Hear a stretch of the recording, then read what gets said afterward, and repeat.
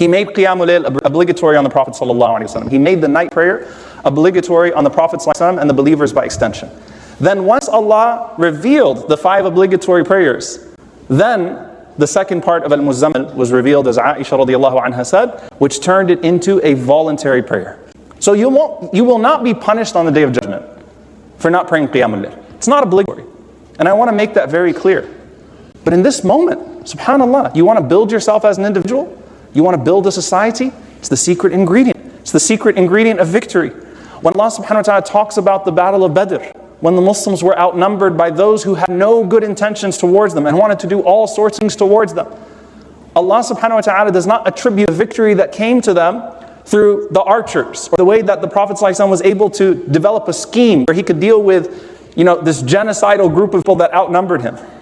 Allah subhanahu wa ta'ala says, إِذْ تَسْتَغِيثُونَ رَبَّكُمْ فَاسْتَجَابَ لَكُمْ. The victory came last night when you were in the tents and you were making dua to Allah subhanahu wa ta'ala. You were supplicating your Lord. إِذْ تَسْتَغِيثُونَ رَبَّكُمْ فَاسْتَجَابَ لَكُمْ. That's when Allah answered you. When you were in the tent the night before. It wasn't what you put together the day of. It was the night before.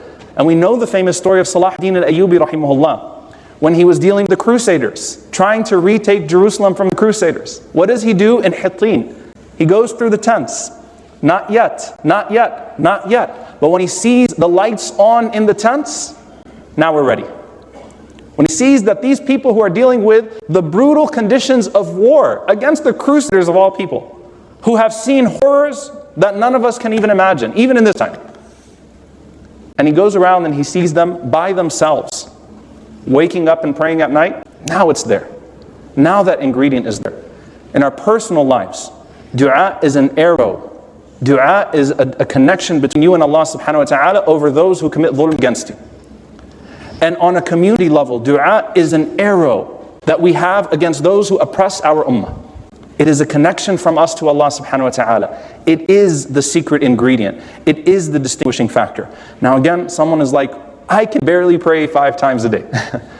I'm struggling with Fajr. I'm struggling with Isha. I'm struggling with Asr in the middle of my workday. Why are you giving a khutbah about Qiyam? Dear brothers and sisters, we've all adjusted ourselves in these last few months in some way. I guarantee you that your social media usage has probably gone up, right? As you're consumed by what's happening. I guarantee you that your thoughts have shifted. I guarantee you that your emotions have shifted. Your priorities have shifted. Your perspectives have shifted. What better time than for all of us to say, you know what? I'm going to take on this habit. Once a week. Twice a week.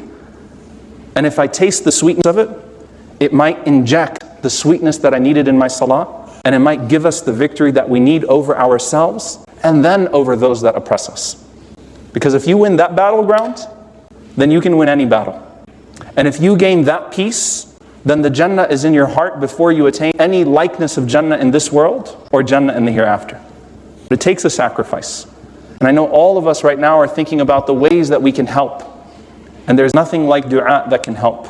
And there's nothing like dua in the last third of the night that can help. And that comes from you as an individual.